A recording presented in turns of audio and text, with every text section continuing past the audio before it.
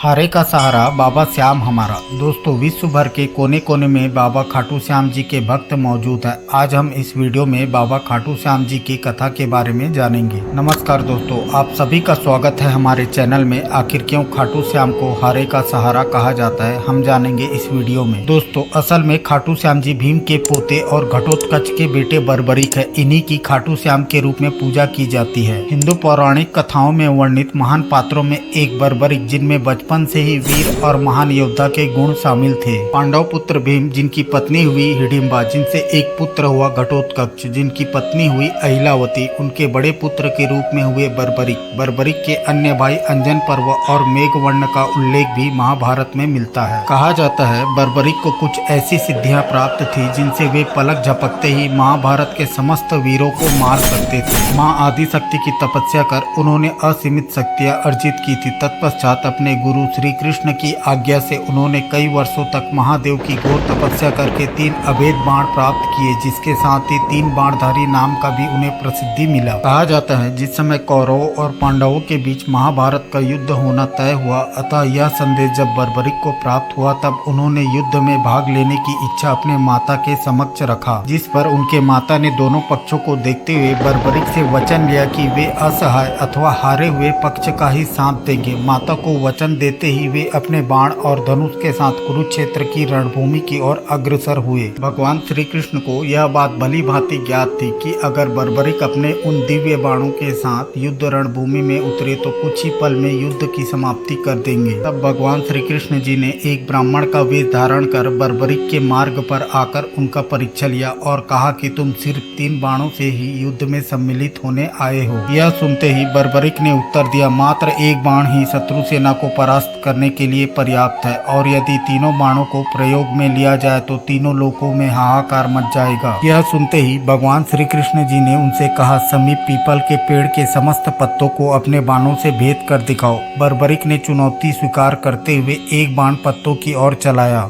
बाण चलाते ही महज कुछ ही पलों में पेड़ के समस्त पत्तों को बाण ने भेद दिया। उसके बाद वह बाण श्री कृष्ण जी के पैर के पास चक्कर लगाने लगा, क्योंकि एक पत्ता उन्होंने अपने पैरों तले छुपा लिया था। तत्पश्चात बालक बर्बरिक ने भगवान श्री कृष्ण जी से कहा कि आप अपने पैरों को हटा लीजिए, वरना बाण पैरों को चोट पहुंचा देगा। और इस प्रकार श्री कृष्ण ने बर्बरिक से किस पक्ष की ओर से युद्ध लड़ने की बात पूछी। उत्तर देते हुए बर्बरिक ने अपने माता को दिए वचन के अनुसार हारे पक्ष की और से युद्ध लड़ने की बात कही, क्योंकि भगवान स्वयं जानते थे कि युद्ध में हार तो कौरवों की होगी। इस पर अगर बर्बरिक ने उनका साथ दिया तो परिणाम उनके पक्ष में होगा। यह देखते हुए ब्राह्मण वेश में आए श्री कृष्ण जी ने उनसे दान में बर्बरिक का शीश मांगा। बर्बरिक ने तब ब्राह्मण देव से अपने वास्तव रूप में आने को कहा। तत्पश्चात श्री कृष्ण ने अपना विराट रूप के दर्शन बर्बरिक के समक्ष कराया। बर्बरिक ने उनसे याचना की कि वह अंत तक युद्ध देखना चाहते हैं। भगवान श्री कृष्ण ने उनकी यह बात स्वीकार कर ली। अंततः फाल्गुन माह की द्वादशी को बर्बरिक ने अपने शीश का दान कर दिया। इसके साथ ही युद्ध में सबसे वीर की उपाधि से अलंकृत करते हुए उनके शीश को समीप ही एक पहाड़ी में सुशोभित कर दिया गया, जहां से बर्बरिक संपूर्ण युद्ध का जायजा ले सकते थे। दोस्तों, राजस्थान के सीकर जिले से लगभग 43 किलोमीटर की दूरी पर बाबा खाटू श्याम का एक भव्य मंदिर स्थित है। वहीं श्रद्धालुओं का कहना है कि यही वह स्थान है जहां बर्बरिक का शीश रखा गया था, जो कि एक महान योद्धा के साथ एक महान दानवीर की सूची में शामिल थे।